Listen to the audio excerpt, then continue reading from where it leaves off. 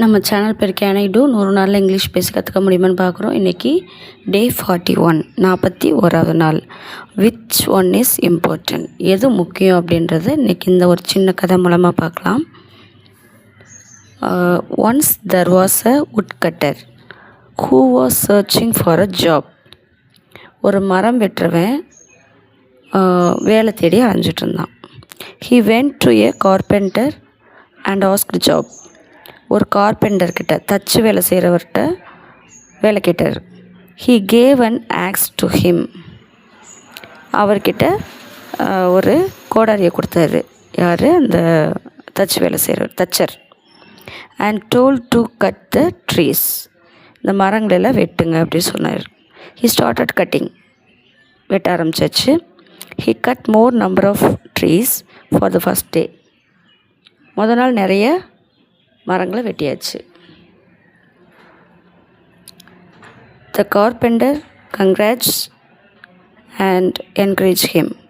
பாராட்டுறாரு, உற்சாகப்படுத்துறாரு.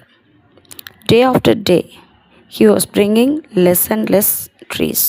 நாள் ஆக ஆக மரங்களோட எண்ணிக்கை கம்மியாகுது. அவர் வெட்டி கொண்டு வர்ற மரங்களோட எண்ணிக்கை. His owner asked the reason. Why are you bringing less trees? Owner கேட்குறாரு, ஏன் கம்மியாக மரங்கள்லாம் கொண்டு வர, இருக்க கம்மியாகுதே. I think I must be losing my power, he said. அவர் சொல்கிறாரு, இந்த woodcutter, நான் நினைக்கிறேன் எனக்கு எனர்ஜி கம்மியாகிட்டே வருது அப்படின்னு நினைக்கிறேன் அப்படின்றாரு. When was the last time you sharpen your axe? உன் கோடரியை கடைசி எப்போ ஷார்ப் பண்ண அப்படின்னு கேட்குறாரு. Sharpen? I had no time to sharpen my axe. Sharp பண்ணணுமா? எனக்கு அதுக்கு டைமே இல்லையே. I have been very busy trying to cut trees. நான் மரம் வெட்டுறதில் ரொம்ப பிஸியாக இருந்தேன். That's the reason. அதுதான் காரணம். Sometimes working hard alone is not enough to achieve success. Hard work மட்டுமே சக்ஸஸ்க்கு இதாக இருக்காது, பத்தாது.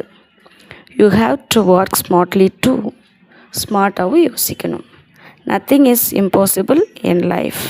அப்படி பண்ணோம்னா எதுவுமே முடியாதுன்றதே கிடையாது லைஃப்பில்.